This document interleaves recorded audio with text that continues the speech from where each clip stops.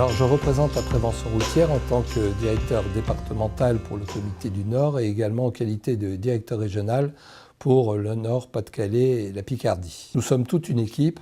Mon rôle, c'est évidemment de manager, de diriger cette équipe et d'intervenir à titre personnel et avec mes délégués, dans le cadre d'ailleurs de formation de ceux-ci, dans les établissements scolaires de tout niveau, auprès des seniors et dans les entreprises de toute taille. On est amené avec les principes de l'éco-conduite à ne pas freiner brutalement, après à ne pas accélérer inutilement. On peut mieux faire, comme disait le professeur. On peut améliorer sa conduite et c'est vrai pour chacun d'entre nous. J'aime bien être dans l'innovation, dans la nouveauté, donc j'étais intéressé de participer justement à un test, tant pour la prévention routière qu'à titre personnel. Il est bon de se connaître, de s'évaluer et de faire vérifier sur un plan technique ce que l'on fait sur un plan humain.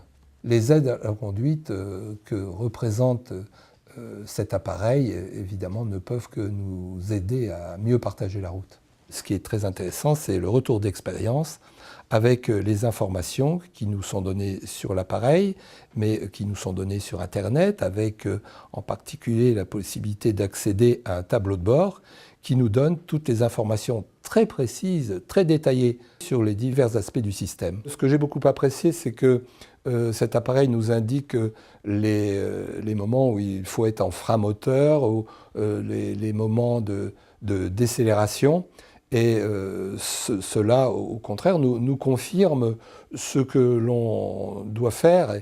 Et donc, c'est véritablement un soutien, un apport à ce que l'on recherche dans la voiture. Sur un plan personnel, j'envisage effectivement de conserver l'outil TomTom dans la mesure où je l'ai apprécié et où il ne pourra que, là aussi, continuer à me permettre d'avoir une conduite apaisée, celle que je recherche. Au niveau de l'entreprise et de la prévention routière en particulier, je le préconiserai effectivement, en particulier pour les véhicules de service et les véhicules de fonction, parce que je considère que le système, il peut être qualifié de gagnant-gagnant pour l'entreprise et pour les salariés ou pour les utilisateurs, pour l'ensemble de la flotte. Ce système TomTom permet une conduite plus détendue, plus agréable, de réaliser donc une économie, pas uniquement d'argent, mais une économie de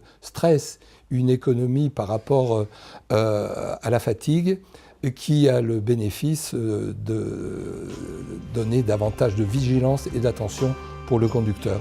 Et on est donc dans ce concept de conduite apaisée et dans cette notion de partage de la route.